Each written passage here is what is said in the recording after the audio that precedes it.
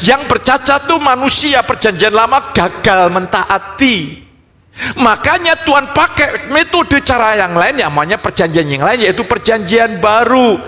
Inti isi hukum Taurat tidak pernah berhenti, tapi perjanjian baru memberi jawab.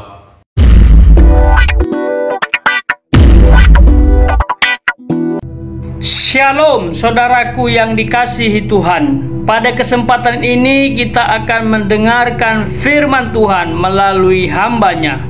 Persiapkan hati dan pikiran saudara agar menjadi lahan yang subur, bertumbuh dan menghasilkan buah. Tuhan Yesus memberkati. Coba tolong bukakan Kejadian 3 ayat yang ke-15. Kita akan melihat ini disebut pra-Injil, ya. Sebelum Injil datang, Tuhan sudah memberikan kata pra-Injil yang berkata demikian. Kita baca 2-3. Aku akan mengadakan permusuhan antara engkau dan perempuan ini, antara keturunanmu dan keturunannya. Keturunannya akan meremukkan kepalamu dan engkau akan meremukkan tumitnya. Ini disebut pra-Injil. Jadi ada permusuhan. Sebelumnya Tuhan sudah memberikan gambaran. Ketika Adam dan Hawa jatuh dalam dosa, di hadapan Allah, Adam dan Hawa menyadari ketelanjangannya dan mencoba membuat cawat dari pohon ara. Dan Tuhan mulai menggantikannya dengan kulit binatang. Saudara tahu, kulit binatang berarti dari binatang yang diambil kulitnya ada darah.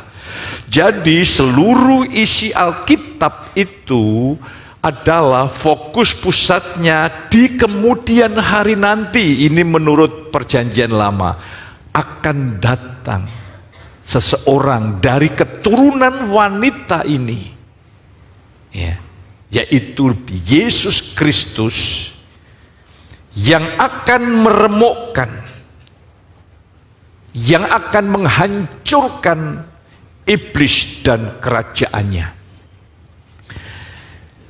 Di sini Allah sedang berjanji bahwa Kristus akan lahir dari seorang wanita, nubuatannya, dan akan diremukkan melalui penyalipan.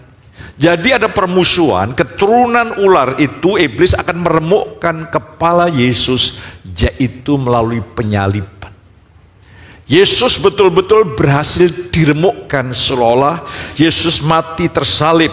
Sekalipun demikian, dia akan bangkit dari antara orang mati untuk membinasakan atau meremukkan iblis, dosa dan kematian secara sempurna demi keselamatan umat manusia.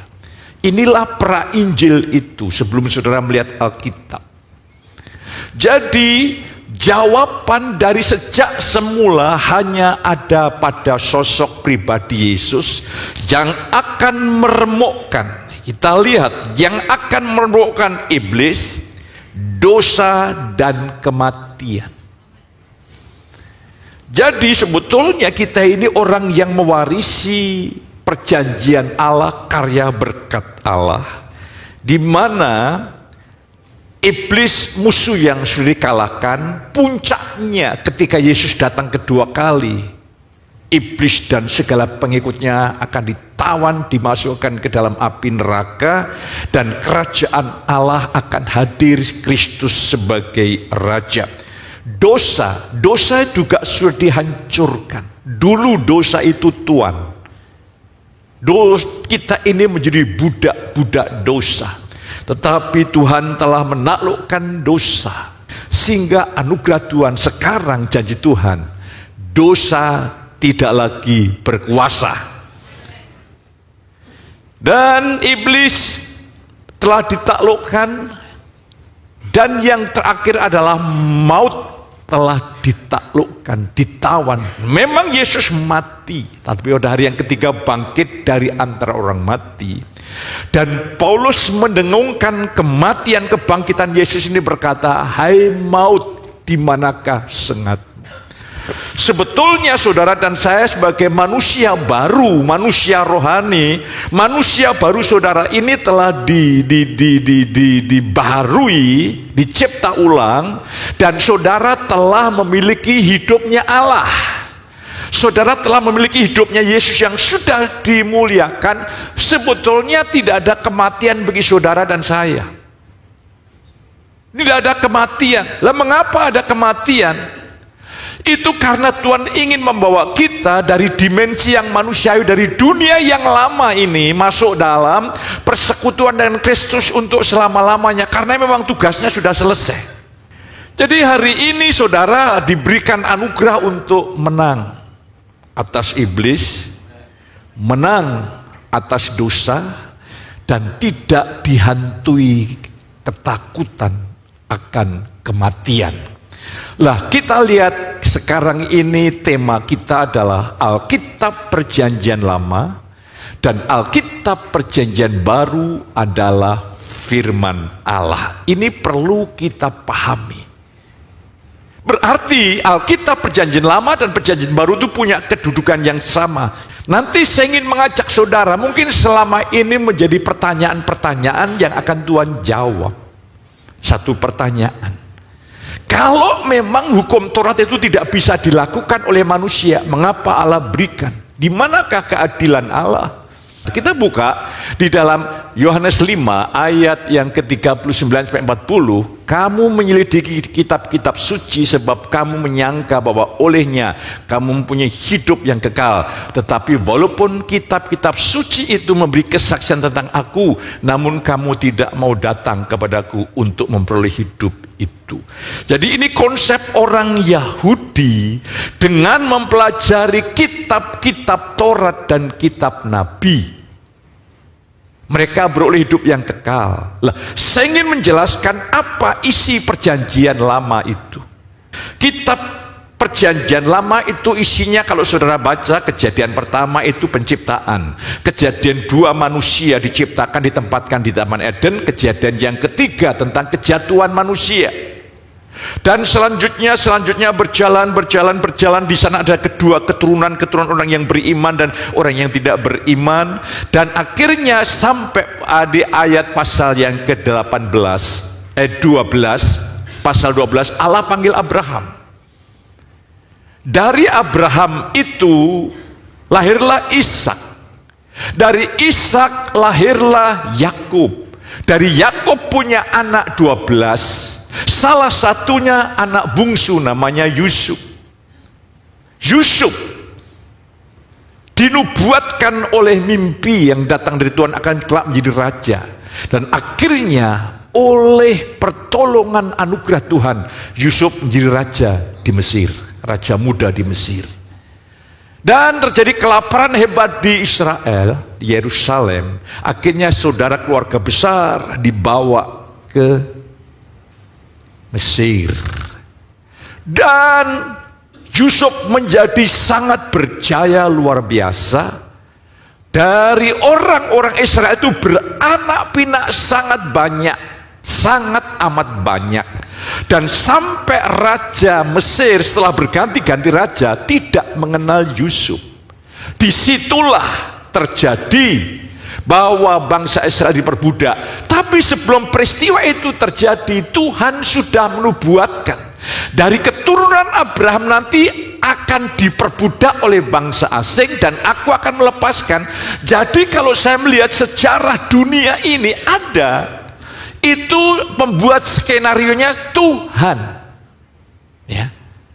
Memang Tuhan mengizinkan diperbudak karena memang situasi alam. Tapi Tuhan akan melepaskan mereka dan Tuhan bangkitkan Musa.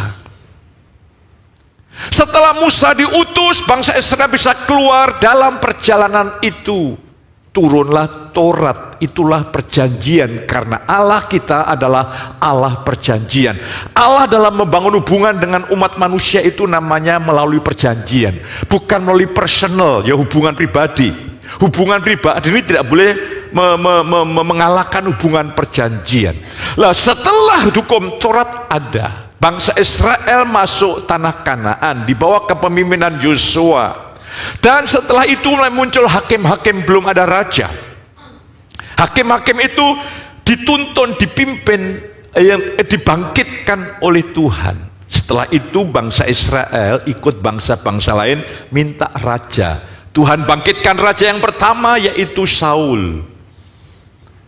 Yang kedua yaitu Daud. Yang ketiga Salomo. Tragedi terjadi. Ketika Salomo menjadi raja, ia berbuat dosa. Kerajaan Israel terpecah menjadi dua. Yang selatan Yehuda, yang utara adalah Samaria. Dan itu sejarahnya. Dan muncullah kitab raja-raja. Di dalam kitab raja-raja mulai Tuhan munculkan nabi. Sebetulnya raja-raja itu harusnya melaksanakan perjanjian Allah. Kalau kamu mentaati perintahku, aku akan memberkati kamu. Tapi kalau kamu tidak mentaati, aku akan menghukum kamu. Muncullah nabi-nabi perjanjian lama itu untuk menegakkan perjanjian Allah yang Tuhan berikan lewat isi hukum Taurat. Sampai titik nabi yang terakhir, Maleaki. Setelah itu Yesus lahir. Ketika saya merenungkan begitu, begitu ya. Jadi nabi besar itu tulisannya banyak, nabi kecil itu sedikit. Dan setelah kita melihat intinya apa? Dari keturunan Israel, dari keturunan Daud dijanjikan, inti dari isi Alkitab adalah Mesias, Yesus Kristus Tuhan. Kalau orang belajar Alkitab tidak membawa dalam pengenalan, penyembahan, pengagungan kepada Kristus, itu namanya salah sasaran. Coba saudara bayangkan, itu 4000 tahun dari zaman Adam sampai zaman Yesus, semua peristiwa hanya untuk menggenapi keturunanmu, kata Tuhan kepada ular, akan bermusuhan dengan keturunan wanita ini. Dan puji Tuhan, Yesus mengalami kemenangan gilang gemilang. Lah hari ini mari saya ingin ajak saudara untuk melihat, setelah saudara melihat itu inti perjanjian lama dan pusatnya adalah perjanjian. Ada perjanjian yang pertama, ada perjanjian yang kedua. Lah perjanjian ini penting untuk saudara pahami. Nanti saudara bisa melihat, kitab perjanjian lama itu saya tetap mengagungkan sama dengan perjanjian baru. Cuma mari kita melihat dalam perspektif Tuhan, dari sudut pandang Tuhan. Terus next kita akan lihat, ya, kita mempercayai bahwa Alkitab perjanjian lama dan perjanjian baru adalah firman Tuhan. Katakan amin. Jadi kita melihat kedudukannya sama. Jangan sampai engkau tidak pernah baca Alkitab perjanjian lama. Dalam perenungan saya setiap pagi, saya baca perjanjian lama, setelah itu saya baca perjanjian baru. Tidak banyak, hanya satu pasal. Ini sampai kitab Yesaya. Lah, saya ingin mengajak, kedudukan kedua kitab tersebut adalah sama. Kiranya Tuhan membuka mata rohani kita sehingga kita dapat melihat inti pesan Alkitab. Yes, next. Nah, orang Yahudi berpikir jika mereka tekun belajar kitab suci, pasti mereka beroleh selamat. Makanya Yesus menegur, sang kamu dengan menyelidiki kitab suci, kamu beroleh hidup yang kekal. Bukankah kitab suci berbicara tentang aku? Baik kitab hukum Taurat dan nabi-nabi. Ya. Nabi-nabi itu dibangkitkan Tuhan untuk menegakkan perjanjian yang pertama. Lah kita melihat di sini, tanpa Tuhan membuka pikiran mereka, mereka tidak dapat percaya kepada Yesus dan datang kepadanya untuk beroleh selamat. Tanpa kita dibukakan, ya, tanpa kita dibukakan oleh Roh Tuhan, kita tidak dapat mengerti yang tersirat dalam surat-surat Alkitab. Saudara perlu bersyukur di tempat ini Tuhan singkapkan dengan limpah. Ya, terus saya ingin tunjukkan kepada saudara, oke, next. Dalam kisah yang lain, Yesus membuka pikiran murid-muridnya dan mereka mengerti isi kitab suci. Kalau saudara baca ya, di dalam Lukas yang pernah disampaikan di sini, lalu ia menjelaskan kepada mereka ayat 45, lalu ia membuka pikiran mereka sehingga mereka mengerti kitab suci. Terus ketika kedua murid yang ke Emmaus, lalu ia menjelaskan kepada mereka apa yang tertulis tentang dia dalam seluruh kitab suci, mulai dari kitab-kitab Musa dan kitab nabi-nabi. Jadi saya melihat di sini jelas, clear, ya. Seluruh perjalanan hanya untuk menggenapi firman-Nya. Makanya saudara yang mendedikasikan hidup saudara untuk mengabdi kepada Kristus, bukan menjadi hamba Tuhan full timer ya, untuk mengabdi kepada Tuhan, semua Tuhan pakai hanya untuk menggenapi rencananya bagi saudara. Tidak ada yang menakutkan. Mungkin kelihatannya buruk, itu kan hanya perspektif kita saja. Allah bisa mengubah kutuk jadi berkat. Amin. Allah itu maha jenius. Saya kasih contoh. Yudas itu mengkhianati Yesus bukan didorong oleh Tuhan. Itu pilihan dari ketamakannya. Itu pilihan yang keliru dan fatal. Tapi Allah yang maha jenius bisa mengubah pemberontakan, ketidaktaatan Yudas untuk menggenapi Yesus harus mati tergantung di atas kayu salib. Allah itu maha jenius. Allah bisa memakai ketidakadilan saudara-saudara kandung Yusuf untuk membawa Yusuf menggenapi mimpinya. Jadi jangan ada di antara saudara yang berkata begini, saya diperlakukan tidak adil oleh orang tua saya. Bagi orang beriman tidak ada kalimat itu. Bagi orang beriman harusnya menaruh percaya kepada Tuhan. Jadi hari ini yang saudara lihat bukan, jangan terjebak dengan peristiwa yang sedang saudara hadapi. Maka saudara perlu sebagai orang yang sudah dibangkitkan bersama Yesus mencari kehendak Tuhan. Dan Tuhan hanya ingin menggenapi kehendaknya. Dia tidak pernah menggenapi apa yang kita inginkan. Apa yang dia kehendaki, maka saudara tekun dalam care group, nanti ikut pendalaman Alkitab. Saudara bisa mengerti apa sih yang dikehendaki Tuhan, karena Tuhan hanya menggenapi apa yang dia kehendaki. Lah, di sini kita melihat, biarlah Tuhan membuka mata rohani saudara, sehingga saudara tidak mencurigai Tuhan tidak adil. Nanti saya ingin ajak saudara untuk melihat. Yes, terus, next. Karena kitab perjanjian lama dan perjanjian baru adalah firman Allah, kita dapat memadukan kedua perjanjian tersebut. Mari kita mau padukan. Kita mau padukan antara perjanjian lama dan perjanjian baru. Ya, Allah adalah Allah perjanjian. Dalam membangun hubungan dengan umat manusia, dia memakai perjanjian. Melalui Musa, Allah mengadakan perjanjian dengan umat Israel. Isi perjanjian adalah hukum Taurat. Jadi hukum Taurat itu bukan tidak berlaku, itu firman Allah, firman kekal. Satu iota pun tidak akan pernah hilang. Itu firman kekal. Hukum itu kekal. Nanti kita akan lihat dalam perspektif kasih karunia. Bukan Allah berkata hukum Taurat, Tuhan berikan hukum Taurat, keliru, langsung Tuhan hapus. Tidak. Tuhan itu kalau bertindak tidak pernah salah dan keliru. Kita akan lihat, inti ajaran hukum Taurat adalah mengasihi Tuhan Allah dengan segenap hati dan mengasihi sesama manusia seperti diri sendiri. Kita lihat Alkitab kita. Iya.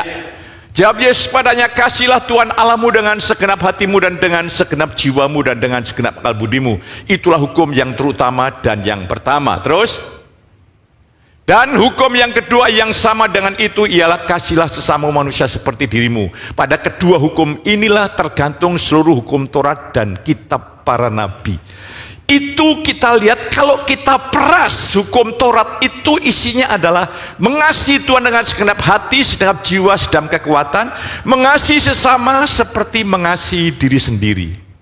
Ini tidak pernah berhenti. Isi Taurat ini akan terus berlaku bagi saudara dan saya juga. Mari kita akan lihat. Jadi saudara perlu menangkap inti hukum Taurat yang begitu rumit itu ternyata hanya mengasihi Tuhan dan mengasihi sesama. Terus kita lihat Hukum Taurat itu firman Allah dan benar adanya. Yang menjadi masalah adalah manusia itu adalah orang berdosa yang diperbudak dosa dan tidak sanggup mentaati perintah Tuhan. Pertanyaannya, kalau Allah tahu manusia tidak sanggup melakukannya, mengapa Allah memberikan hukum Taurat? Ini perlu kita jawab dengan tegas. Sebab apa? Nanti kalau saudara mengajar kasih karunia kepada orang lain, saudara ditanya oleh orang-orang, saudara bisa menjawab supaya apa? Imannya tidak tersandung begitu. Iman saudara diperlengkapi. Kalau hukum Taurat tidak bisa dilakukan, mengapa Tuhan mengasih hukum Taurat? Iya, mari terus kita lihat. Ya, Allah punya tujuan dengan hukum Taurat. Tujuannya adalah untuk menyadarkan bahwa manusia itu orang berdosa dalam perbudakan dosa. Manusia dalam kesombongannya merasa diri benar, sanggup untuk mentaati perintah Tuhan. Ini kesombongan akibat pengaruh dosa. Manusia itu selalu benar. Bayangkan, Adam setelah jatuh dalam dosa, ditegur Tuhan. Dia tidak jujur, Tuhan, ya aku salah. Itu karena Hawa. Dan kalau saudara melihat perjalanan bangsa Israel di padang gurun setelah keluar dari perbudakan Mesir, bayangkan. Melihat laut kosong ya, di depannya laut, mereka bersungut-sungut. Tuhan bikin mujizat, mereka bersuka cita. Tidak berapa lama lagi sampai padang gurun Sin, ya. Di sana mulai menghadapi banyak air pahit dan butuh makanan. Mereka bersungut-sungut, Tuhan bermurah hati. Coba bayangkan, mereka tidak menyadari betapa jahatnya hatinya. Berkali-kali mereka berbuat jahat, bersungut-sungut, tapi Tuhan berkemurahan. Tuhan berkemurahan, Tuhan berkemurahan. Sampai titik di Gunung Sinai Tuhan bicara sama Musa, dan Musa berkata kepada orang Israel, Tuhan akan berikan hukum ini. Apa jawaban mereka? Kami siap untuk melakukannya. Mereka tidak menyadari tentang kerusakan kemanusiaannya. Baru berhari-hari sebelumnya dia hanya bersungut-sungut memberontak, bersungut-sungut memberontak. Ketika Musa menyampaikan pesan Tuhan, mereka berkata, kami siap untuk melakukannya. Bayangkan. Padahal perjanjian Allah kepada Abraham adalah perjanjian kasih karunia. Abraham percaya dan imannya diperhitungkan sebagai kebenaran. Tapi karena kesombongan umat Israel, baru berkali-kali mereka itu hatinya jahat, tidak sadar. Tuhan sadarkan, dia berikan hukum. Setelah hukum Taurat turun, mereka bersalah, Allah hukum. Sebelum hukum Taurat ada dan turun, mereka bersalah, Allah berkemurahan. Begitu hukum Taurat ada, Tuhan menegakkan keadilannya. Mereka banyak yang mati di padang gurun. Poin pertama, hukum Taurat itu diberikan untuk menyadarkan manusia itu bobrok rusak. Galatia 3 mengajarkan hukum Taurat itu penuntun sampai iman datang. Tujuannya ketika orang sadar, orang tidak bisa mencapai standar Allah, tidak bisa melakukan perintah Tuhan. Ketika ada orang yang memberitakan kabar baik, di dalam Yesus ada pengampunan dosa, ada pembenaran, maka diharapkan orang yang sadar itu mau menerima. Yang kedua, hukum Taurat itu, tolong bukakan Roma 3 ayat yang ke 19-20, supaya saudara betul-betul bersama kita akan melihat. Ya, Roma pasal yang ketiga ayat 19 berkata seperti ini. Tetapi kita tahu bahwa segala sesuatu yang tercantum dalam kitab Taurat ditujukan kepada mereka yang hidup di bawah hukum Taurat, supaya tersumbat setiap mulut dan seluruh dunia jatuh ke bawah hukuman Allah. Selanjutnya, sebab tidak seorang pun yang dapat dibenarkan di hadapan Allah oleh karena melakukan hukum Taurat, karena justru oleh hukum Taurat orang mengenal dosa. Disinilah keadilan Allah ditegakkan lewat hukum Taurat. Seluruh umat manusia tersumbat. Tidak ada yang bisa benar di hadapan Allah dengan usaha sendiri. Dan hukum Taurat diberikan, siapa melanggar terkutuk, dosa dihukum dan mengalami kematian. tegas. Dan kita kalau melihat ini saudara kekasih, kita patut bersyukur. Tapi itu firman Allah yang tidak gampang digantikan oleh siapapun.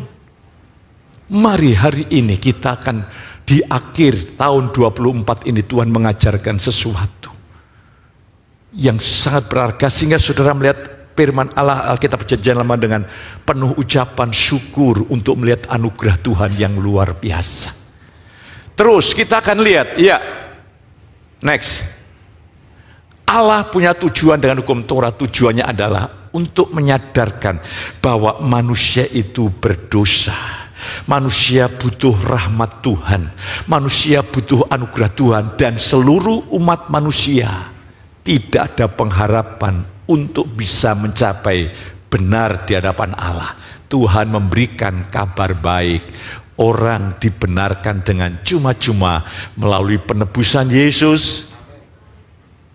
Ini kabar sukacita yang luar biasa. Ini kabar baik yang Allah wahyukan kepada Rasul Paulus itu sebagian besar luar biasa. Lah, hari ini saya ingin mengajak saudara untuk melihat. Terus next. Dengan usaha yang paling keras untuk mentaati Taurat, ternyata manusia gagal total dan diharapkan dapat menyadari keberadaannya. Dengan menyadari bahwa dirinya adalah orang berdosa, mereka mau menerima berita Injil bahwa di dalam Yesus ada pengampunan dosa dan dibenarkan di hadapan Allah melalui percaya kepada Yesus. Ada kisah orang muda kaya. Dia katakan, guru yang baik, apa yang harus aku lakukan supaya beroleh hidup yang kekal? Yesus sebetulnya menjawab dengan menohok, tidak ada yang baik, termasuk kamu juga tidak baik, hanya Allah yang baik. Bukankah Taurat tertulis ini? Kami sudah melakukan semuanya. Memang secara parsial hubungan dengan sesama kelihatannya saleh. Tapi hukum Taurat itu dua. Pertama, kasih sesama. Yang kedua, mengasihi Tuhan lebih dari segala-galanya. Nampaknya pemuda ini buta rohani. Mereka punya ilah namanya Mamon. Tuhan tidak ingin kamu ikut aku, tapi Tuhanmu Mamon. Kalau kamu ingin ikut aku, tegas loh, Yesus tegas sekali. Ya. Kalau kamu jual semua milikmu, kamu akan memiliki harta di surga dan ikutlah aku. Jelas dan tegas. Karena ketuhanan Yesus hanyalah satu-satunya Yesus yang menjadi Tuhan atas saudara dan saya. Tidak ada yang lain. Dan Tuhan tidak bisa kita perbandingkan dengan apapun dan siapapun. Dan hari ini mari kita akan lihat bersama-sama saudara kekasih. Kita bersyukur sekarang dengan anugerah Tuhan yang luar biasa. Dengan rahmat Tuhan yang luar biasa. Saya ajak saudara lihat coba Ibrani 8 ayat yang ke-7. Tolong bukakan. Oke, kita akan lihat. Sebab sekiranya perjanjian yang pertama itu tidak bercacat, tidak akan dicari lagi tempat untuk yang kedua. Perjanjian yang pertama itu bercacat, bukan hukum Taurat itu cacat. Hukum Taurat itu kehendak Tuhan. Yang bercacat itu perjanjian itu kesepakatan antara Allah dan manusia. Yang bercacat itu manusia, perjanjian lama gagal mentaati. Makanya Tuhan pakai metode cara yang lain, namanya perjanjian yang lain, yaitu perjanjian baru. Hari ini saudaraku, inti isi hukum Taurat tidak pernah berhenti, tapi perjanjian baru memberi jawab, memberi solusi dan jalan keluar. Oke, kembali ke slide. Kita akan lihat sekarang. Iya, terus next. Iya, oke, saya ingin menjelaskan lebih dahulu. Jadi sekarang, setelah manusia gagal, tidak bisa mencapai standar kebenaran yang Tuhan tetapkan, ada kabar baik yang telah dinubuatkan di dalam Kejadian pasal 3 ayat 15 tadi. Tolong, Roma pasal 3 sebelum selanjutnya, ayat yang ke-23 dan 24. Saya ingin mengajak saudara untuk hari ini mensyukuri betapa anugerah Allah telah membuat saudara sedemikian rupa dalam hidup ini. Karena semua orang telah berbuat dosa dan telah kehilangan kemuliaan Allah. Ini di pemandangan mata Tuhan. Semua orang itu menjadi orang berdosa, dan karena Allah telah memberikan hukum Taurat, layak dihukum. Terus ayat 24, dan oleh kasih karunia telah dibenarkan dengan cuma-cuma karena penebusan dalam Kristus Yesus. Karena penebusan Yesus Kristus dibenarkan dengan cuma-cuma, yang tidak bisa dicapai melalui hukum Taurat. Sekarang dengan iman, hubungan saudara dengan Tuhan diperdamaikan. Jadi saudara setiap hari ingat, Bapa itu telah mengaruniakan kepada saudara kelimpahan kasih karunia dan anugerah kebenaran. Bapa melihat engkau benar, Bapa telah mengasihi saudara. Bukan karena saudara berbuat baik, banyak berdoa, baru Allah mengasihi. Itu hukum Taurat. Tapi ingat, saya kalau berdoa itu hanya di hadapan Tuhan. Tuhan, aku tidak berbuat apa-apa saja, Bapak mengasihi aku kok. Aku tidak melakukan ini, Bapak, engkau tetap mengasihi aku. Tetapi kalau aku tidak menyediakan waktu berdoa, aku mengalami kerugian rohani sendiri. Jadi saudaraku, saudara istilahnya tidak berdoa, tidak baca Alkitab, Tuhan tidak pernah tidak mengasihi. Dia tetap mengasihi saudara, kasihnya sudah sempurna. Tapi kalau engkau tidak baca Alkitab, tidak punya waktu doa, itu saudara mengalami kerugian bidang rohani. Iman saudara bisa merosot, rohani saudara bisa merosot, dinamika ilahi kehidupan Allah bisa merosot. Engkau bisa mengambil keputusan yang keliru, engkau bisa mengambil keputusan yang salah, engkau kalah dalam pencobaan. Lah itu kan kerugian. Jadi saya kalau begitu, saya ingin memanfaatkan anugerah yang Tuhan berikan. Saya ingin menyerap Tuhan, bukan supaya aku dikasih Tuhan, tapi karena aku mengasihimu. Terus saudaraku yang kekasih, ini pemahaman motivasi ini harus bergelora dalam hidup kita. Puji Tuhan, sekarang oleh penebusan Yesus, ya, Tuhan menguduskan kita. Kata menguduskan, menyucikan, artinya kita dilalukan dari kutuk, kita dilalukan dari hukuman karena kejatuhan manusia, kita dilalukan dari kematian. Dengan mentaati hukum kasih, sekarang isi hukum Taurat itu mengasihi Tuhan dengan segenap hati, mengasihi sesama. Lah sekarang kita lihat buah roh. Coba Galatia pasal 5 ayat yang ke-22. Saya ingin mengajak saudara untuk melihat supaya saudara mengerti. Tetapi buah roh ialah yang pertama kasih. Ini satu paket ya, kasih, sukacita, damai sejahtera, kesabaran, kemurahan, kebaikan, kesetiaan. Kata kesetiaan itu pistis, fit, iman. Saya harus nangkap ini. Ini hidup yang supranatural di tahun 25. Di dalam Galatia pasal yang kelima, kasih adalah penggenapan hukum Taurat. Kalau di dalam perjanjian lama, saya mengupayakan untuk mentaati hukum Taurat. Kalau dalam perjanjian baru, saudara telah menerima kasih Kristus. Dan pada saat yang sama, saudara mengalirkan kasih Kristus. Kalau saudara mengasihi sesama, saudara tidak akan menghancurkan sesama, merusak sesama. Saudara sudah dengan sendirinya menggenapi hukum Taurat. Karena Roma 8 ayat yang keempat, hukum Taurat digenapi di dalam kita yang tidak hidup menurut daging tapi menurut roh. Itu dua manfaatnya. Pertama, hukum Taurat itu rahasia untuk dibenarkan Allah sekarang, dengan iman dibenarkan. Tapi dengan hidup di dalam roh, karena kasih Tuhan bergerak di dalam hidup kita, otomatis saudara harus menyelesaikan hukum kasih, sehingga engkau hidup dalam hukum kasih. saudara harus mengasihi sesama. Setelah hukum kasih itu saudara bereskan, saudara akan dipercaya dengan iman, kesetiaan imannya Yesus. Jadi iman saudara itu akan bertumbuh, berkembang, berbuah-buah lebat, dahsyat kalau engkau hidup di dalam roh, hidup dalam kasih karunia. Lah, imannya Yesus itulah iman yang menghasilkan mukjizat. Iman yang membawa dari kemenangan kepada kemenangan.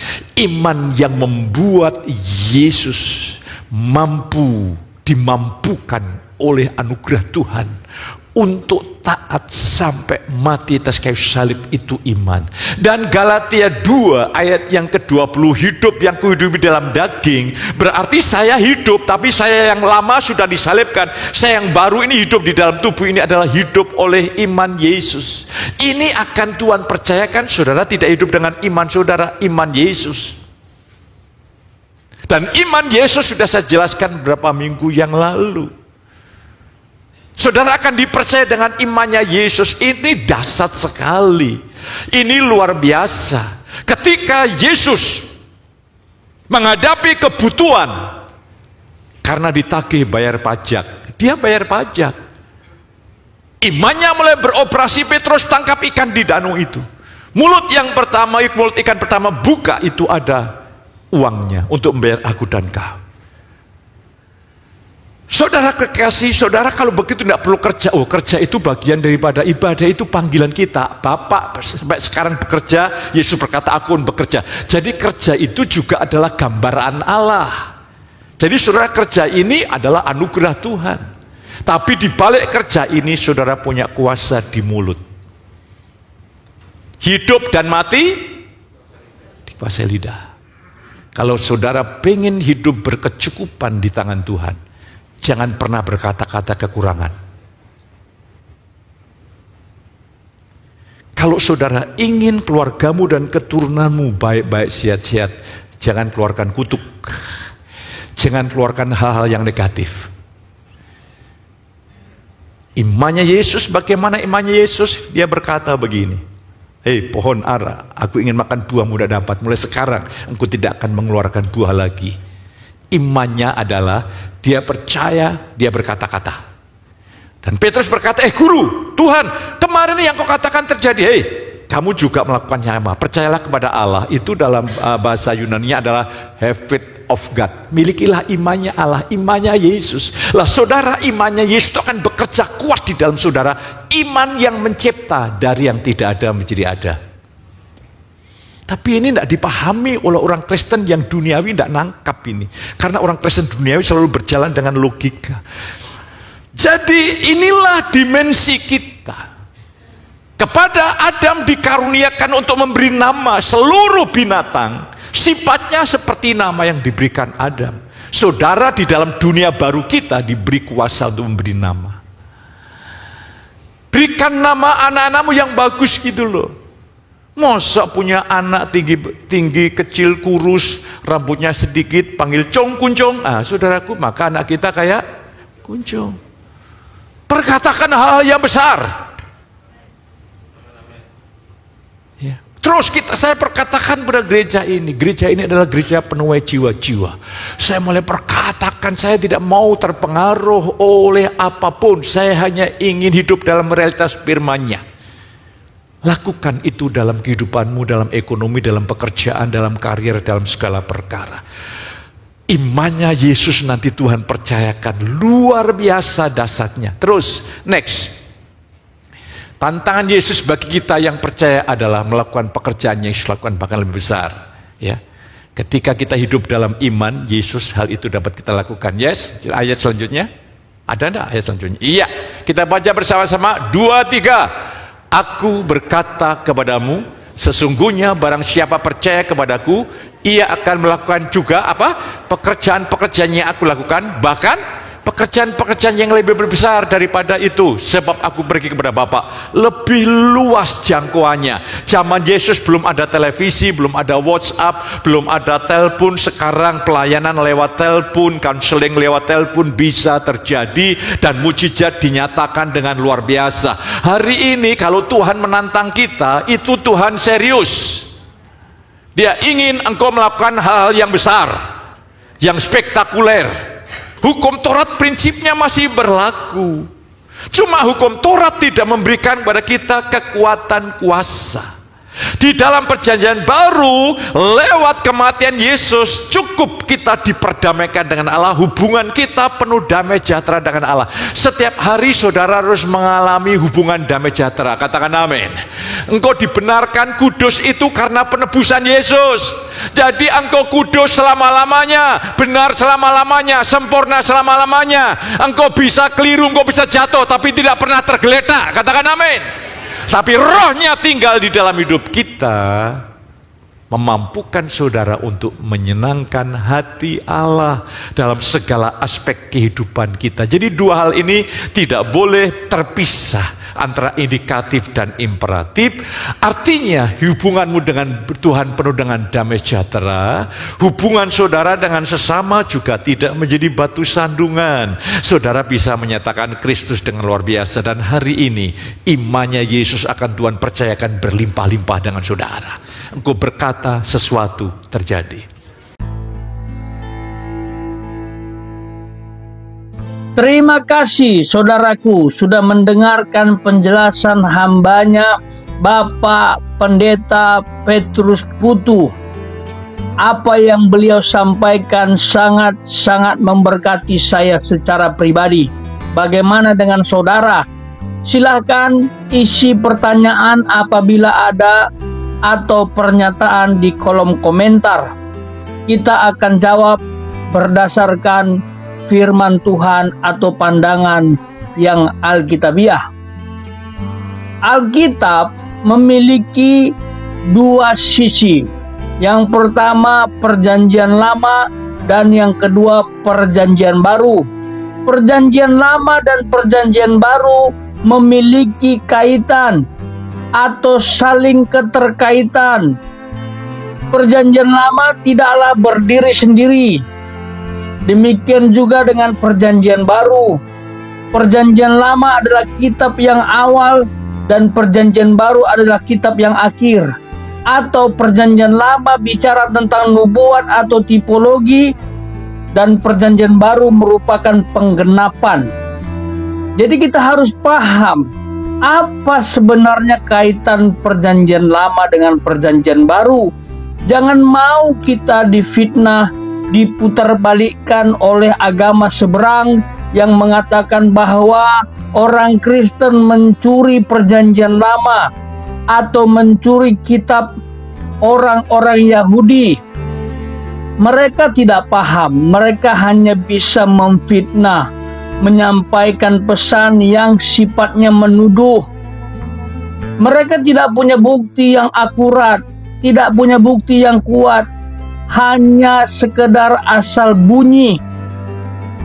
Secara fakta, Alkitab perjanjian lama itu milik tiga agama besar atau tiga kepercayaan. Perjanjian lama yang merupakan kitab Taurat dan kitab para nabi. Apa tiga agama besar itu? Yang pertama Yudaisme, yang kedua Samaritan atau Samaria, yang ketiga Kristen. Hanya itu. Jadi jangan katakan Kristen mencuri kitab suci orang Yahudi. Itu salah besar, karena perjanjian lama ditulis, dibuat oleh Allah melalui para nabi. Itu adalah awal untuk perjanjian baru nantinya juga ditulis. Ini kita harus pahami dengan mata yang terbuka, dengan hati yang tulus, supaya kita dapat menerima kebenaran. Jadi saling mempunyai keterkaitan Lalu kita harus pahami seperti yang sudah disampaikan Bapak Petrus tadi, bahwa perjanjian lama dan perjanjian baru intinya bicara tentang kasih. Intinya bicara tentang kasih, saudara.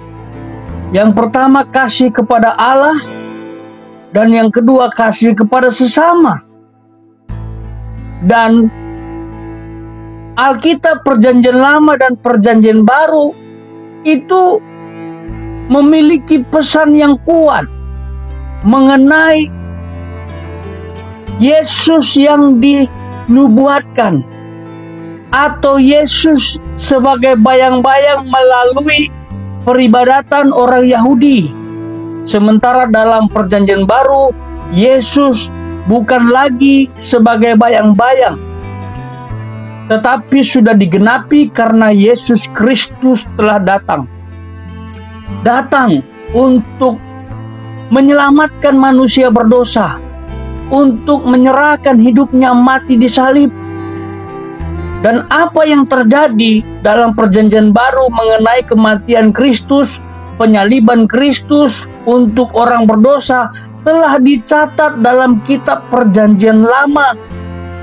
Hambanya tadi sudah singgung, diawali dari Kejadian 3 ayat 15 yang merupakan Injil pertama yang menyinggung mengenai lahirnya keturunan perempuan. Dan ini bicara Mesias. Memang dalam ayat ini belum terlalu jelas siapa yang dimaksud, tetapi diteguhkan oleh kitab-kitab yang lain.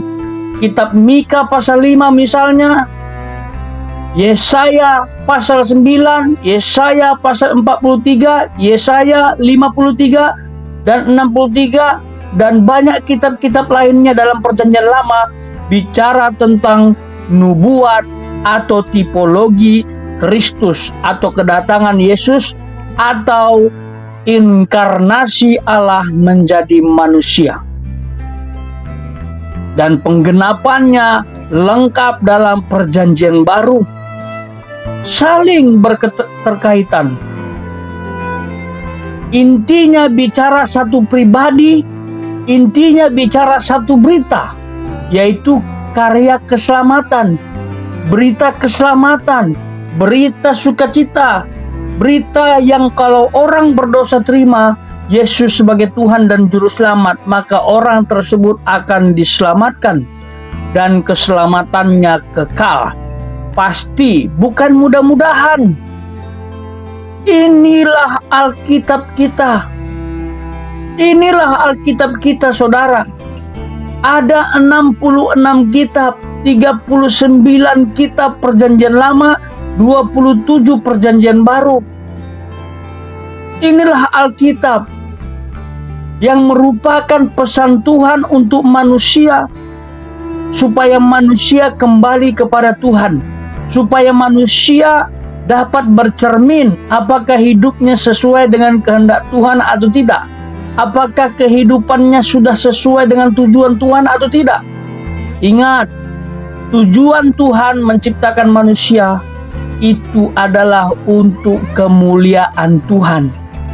Orang yang hidup untuk kemuliaan Tuhan adalah orang yang sudah menerapkan inti Alkitab, yaitu mengasihi Allah dan mengasihi sesama. Orang yang memuliakan Tuhan dengan sungguh-sungguh, udah pasti dia mengasihi Tuhan dan direalisasikan dalam bentuk tindakan kepada sesama. Jadi kalau ada orang berkata, aku mengasihi Tuhan, aku cinta Tuhan, tetapi dia menyakiti saudaranya, dia tidak bisa menerima kekurangan saudaranya, atau dia tidak mau mengampuni kesalahan orang lain, itu omong kosong. Itu adalah orang munafik. Tidak bisa terpisah. Kalau mengasihi Allah harus mengasihi sesama. Kenapa? Karena mengasihi sesama sebagai perwujudan seseorang mengasihi Allah. Kasih kepada Allah dan kasih kepada sesama ini juga merupakan inti dari hukum Tuhan yang kita kenal dengan 10 hukum Taurat yang tercatat dalam Keluaran pasal 20. Hukum yang pertama sampai yang keempat itu adalah kasih kepada Allah. Hukum kelima sampai ke-10 adalah kasih kepada sesama. Silakan saudara gali Keluaran pasal 20. Saudara akan menemukan kebenaran sejati. Dan itu masih dilakukan oleh orang percaya yang percaya kepada Kristus dan sampai kapanpun akan terus dilakukan. Ada orang berkata, hukum Taurat sudah tidak berlaku. Saya katakan ya, tetapi tidak semua. Karena kenapa? Maksud Tuhan berbeda dalam perjanjian lama. Konteksnya berbeda sebagian. Karena ini berkaitan dengan bapak leluhur dan bangsa Israel. Tetapi ada hukum yang masih diteruskan kepada manusia kita sekarang atau manusia yang hidup sekarang. Contoh yang tidak berlaku lagi karena kedatangan Kristus telah menggenapinya. Yang pertama, hukum secara yuridis. Hukum ini diberikan Allah kepada bangsa Israel, khusus kepada bangsa Israel untuk mengadili masyarakat yang bersalah dan yang berdosa. Lalu yang kedua, hukum secara seremonial. Ini bicara tentang peribadatan atau ibadah orang Yahudi. Salah satunya adalah mempersembahkan domba, disembelih menjadi korban bakaran untuk Tuhan. Dan Tuhan akan disenangkan dengan bau yang harum. Dan Tuhan dipermuliakan apabila dipersembahkan dengan hati yang tulus, berkenan kepada Allah. Misalnya seperti Habel, seperti Abraham, dan tokoh lain-lainnya. Itu dia, sahabat. Lalu yang berikutnya adalah hukum moral. Hukum moral ini adalah yang berkaitan dengan perbuatan kita kepada sesama. Itu masih berlangsung. Itu masih kita lakukan. Itulah 10 hukum Taurat yang terdapat dalam Keluaran pasal 20. Semuanya bicara sikap kita kepada Allah dan sesama. Semua bicara tentang tindakan kita. Apakah mempermuliakan Tuhan dan menyenangkan hati sesama sebagai bentuk iman kita kepada Allah. Itu menyenangkan di sini dalam konteks menjadi berkat. Jadi kita harus paham, Alkitab itu luar biasa. Kita harus tarik benang merahnya supaya kita menemukan kebenaran yang sejati. Karena bicara tentang bapak leluhur, karena bicara tentang garis merah sejarah penebusan yang dimulai dari iman Abraham sampai kepada iman Nuh, sampai kepada iman Abraham, diteruskan kepada Ishak dan Yakub. Itu dia saudara. Jadi harus paham ini. Jangan sampai kita salah memahami kebenaran ini.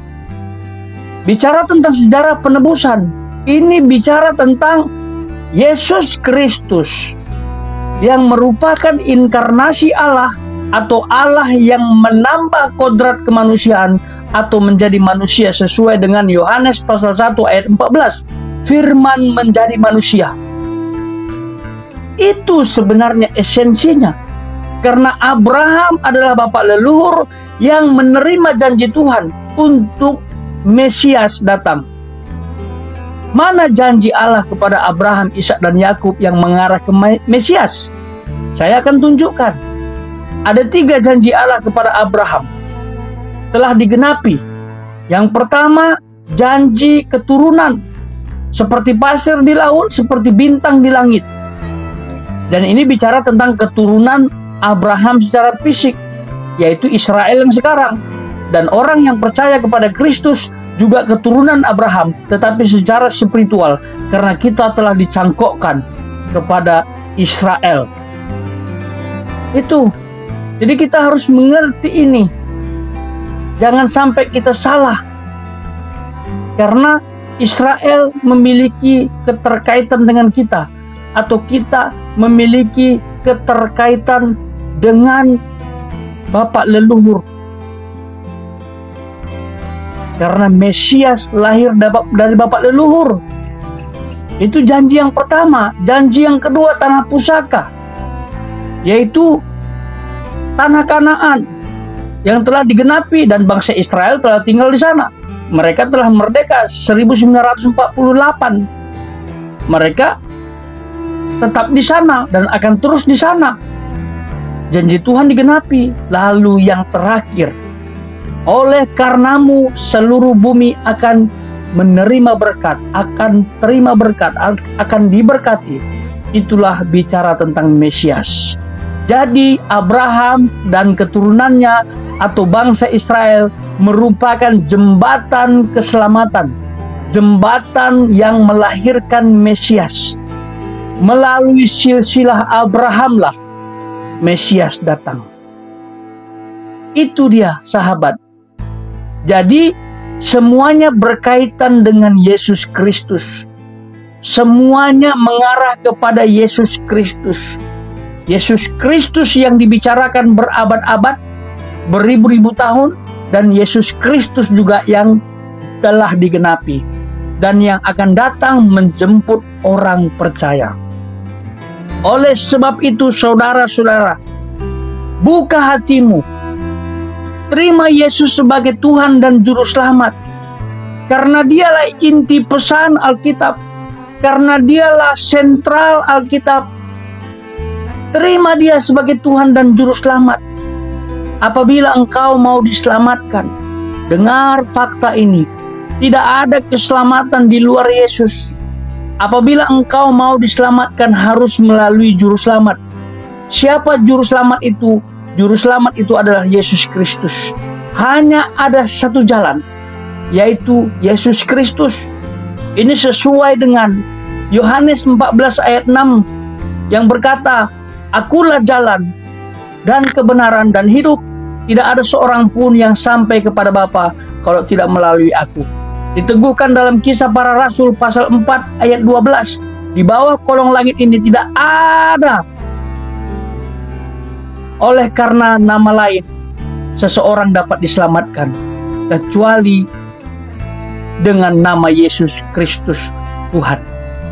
Jadi jangan ragu-ragu untuk membuka hatimu, menerima Tuhan Yesus sebagai Juru Selamat, maka engkau akan diselamatkan. Apabila engkau sudah terima Yesus, maka posisimu dirubah. Yang seharusnya mengarah kepada kebinasaan menjadi pindah kepada kekekalan. Yang seharusnya masuk neraka apabila menghembuskan napas terakhir menjadi masuk surga. Statusmu dirubah menjadi warga kerajaan Allah, menjadi tubuh Kristus, menjadi umat pilihan, menjadi umat Allah. Dan posisi kita ada dalam Tuhan. Dan iblis menjadi takut, dan iblis tidak punya kuasa atas kita, karena kita milik Tuhan. Kalau Tuhan sudah mengadopsi kita menjadi miliknya, tidak ada yang berani mengganggu, termasuk iblis, karena kita milik Tuhan, karena kuasa Tuhan melingkupi kita. Jadi orang-orang Kristen, orang-orang percaya bersyukur beribu-ribu kali. Muliakan Tuhan, jangan kecewakan Tuhan dalam hidupmu. Harus jadi berkat, jadi teladan. Biarlah orang-orang sekitar kita melihat Kristus melalui sikap dan perbuatan kita. Jangan sampai orang tersandung. Dan terakhir, saudara-saudara, beritakan kabar sukacita, kabar Injil yang merupakan inti sentral Alkitab dari PL dan PB. Beritakan dengan caramu. Sesuaikan konteksnya. Saudara bisa kemas secara praktis, saudara bisa kemas secara akademis, tergantung audiens. Tujuan kita adalah jiwa-jiwa dimenangkan, nama Tuhan dipermuliakan. Saya pikir ini saja yang bisa saya tambahkan. Semoga memberkati kita semua. Shalom.